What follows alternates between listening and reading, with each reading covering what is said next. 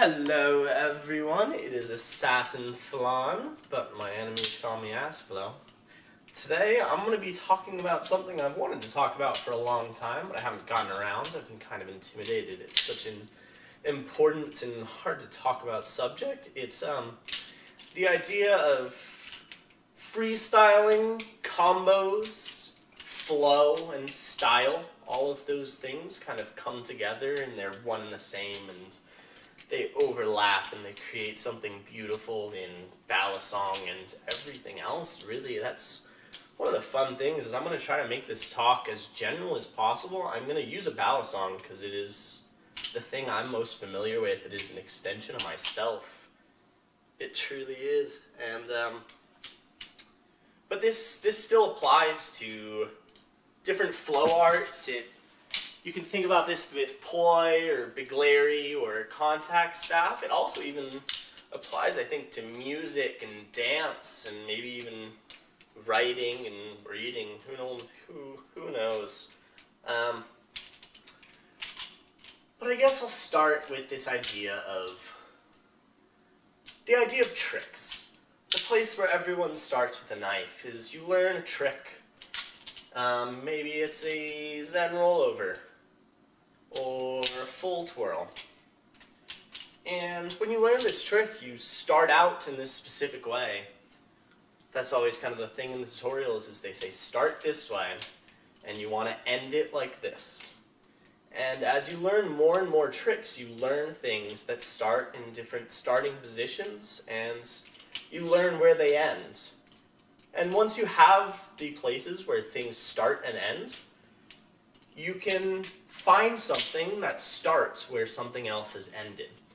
So we'll do a zero gravity chaplain. We end here, and we find that it goes straight into a thumb chaplain.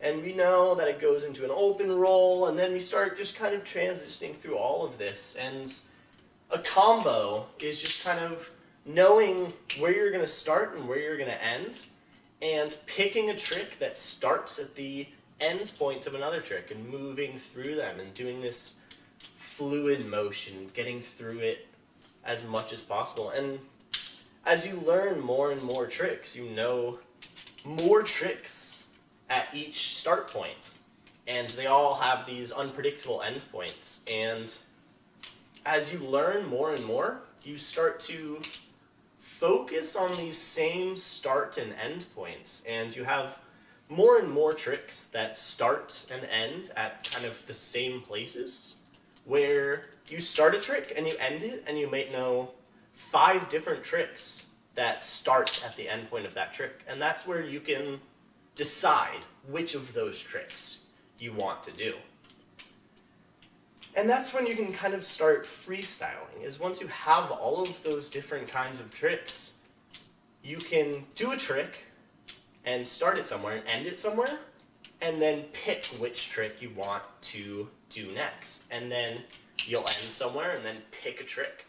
And once you get good enough at it, you kind of, muscle memory takes over, and you just kind of unconsciously decide which trick you want to do next. And as you do that more and more, you start to get these more fluid freestyles, because you get used to those 5 different tricks that you can do out of every start and end point, and it starts to flow a little bit better together, and you're able to really put yourself into those tricks and do more and more, and do it in this way that creates emotion. You're able to put yourself into your piece, into your, I guess, paintbrush, your object, your whatever it is that you're creating art out of. You make it your own, and that's where flow comes from. So I think it's just kind of this natural progression from learning tricks, to creating combos, to creating freestyles, to creating flow. And then the last step is kind of style, that maybe is the same thing as flow, where it's just kind of the person that you've become through your piece of art. It's the thing that you've done uniquely. It's your own experience on it. You've finally branched off of what everyone else has done, and you've made it your own, and it comes naturally out of you, and you don't even have to think about it anymore. It's just the way that feels right to you. And I think that's beautiful, and that's kind of one of those things that I've been developing through all my years of balisong, and I've always just tried to stress is that there is no right way of doing things. There's no wrong way. You learn doing things, and if you do it in this kind of sloppy way, or you do it in a way that's not quite right, your end position might be different than their end position, but if you have tricks that start from the end position of the way you do it, then you'll be unique. And you'll be able to do tricks that, you'll be able to do freestyles and combos that no one's ever done before, because maybe someone's done that trick in that wrong way, but they haven't thought about starting a trick in that wrong way.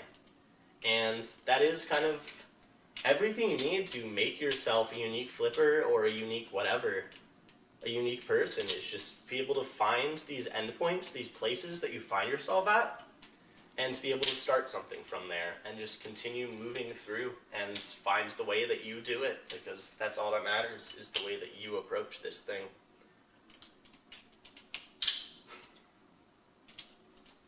So be it.